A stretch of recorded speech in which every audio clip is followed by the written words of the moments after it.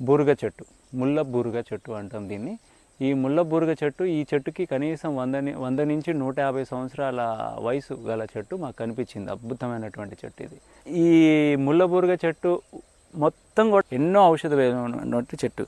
ఈ ముళ్ళ బూరుగ చెట్టు బెరడు మనం ఇట్లా సేకరించుకుంటాం. బెరడుని ఈ విధంగా తీసుకొని ఈ బెరడుతోటి కషాయం చేసి తాగితే మన శరీరంలో ఉన్నటువంటి వేడి మొత్తం కూడా తగ్గిపోయి, స్త్రీలకైతే తెల్లబట్ట ఎర్రబట్ట సమస్యలు ఉంటాయి, పురుషులకైతే స్పెరం కౌంట్ సమస్య మరియు సెక్సువల్ ప్రాబ్లమ్స్ ఉంటే ఇది చాలా అద్భుతంగా పనిచేస్తుంది ముళ్ళబూరుగ.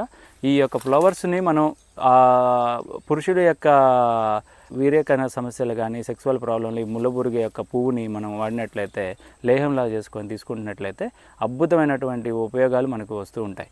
ఈ ముళ్ళబూరుగ యొక్క ముళ్ళులు ఈ విధంగా గరుడి యొక్క గోరుల వలె ఇట్లా ఉంటుంది ఈ ముళ్ళబూరుగ చెట్టుకి.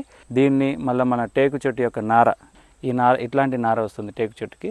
ఆ నారలో పెట్టుకొని ఈ ముళ్ళు పెట్టుకొని తమలపాకు వల్ల నోట్లు వేసుకున్నట్లయితే ఎర్రగా నోరంతా కూడా అవుతుంది. మనం అట్లా నోట్లు వేసుకొని కనుక తిన్నట్లయితే ఎంత ఎరుపు వస్తుందో, ఈ ముళ్ళ బూరుగ యొక్క ముళ్ళుని తీసుకొని నైట్ పూట పాలతోటి కనుక నూరి గంధంలాగా తీసుకొని ఆ గంధాన్ని ముఖం నిండా పెట్టుకొని పండుకొని తెల్లవారుజామున గోరువెచ్చని వేడి నీళ్ళతో కనుక కడుక్కున్నట్లయితే అసలు అద్భుతమైనటువంటి 7 రోజుల్లో, మీరు నమ్మరు, అంత 7 రోజుల్లో అద్భుతమైనటువంటి చర్మం ముఖ కాంతి మీకు అద్భుతమైనటువంటి మంచి గ్లో కలర్ కానీ అన్ని విధాలుగా ముఖం తేజస్తో కూడినటువంటి ముఖం మీ సొంతం అవుతుంది.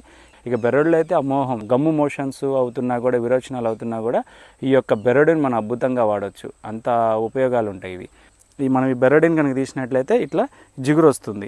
ఈ గమ్ముని మనం ఎక్కడ తెగిన గాయాలు కానీ కాలిన గాయాల మీద కనుక పెట్టినట్లయితే అద్భుతంగా మనకు ఉపయోగపడుతుంది. పుండ్లను మాన్పించగలదు ఇది. బూరుగ ముళ్ళు చెట్టు అంటాం మనం. బూరుగ చెట్టు కూడా అంటాం, బొంబెక్స్ అంటారు దీన్ని. దీని యొక్క పత్తి చాలా కాటన్స్, సిల్క్లో వాటిలో ఇట్లా చాలా ఉపయోగాలు ఉంటాయి. పత్తి దీంట్లో నుంచి కాయల నుంచి పత్తి వస్తుంది. ఈ పత్తిని బాగా వాడతారు దిండుల్లో, వాటిలో చాలా ఖరీదైనటువంటి పత్తిగా మనం పరిగణిస్తారు మన వాళ్ళు. నమస్కారం.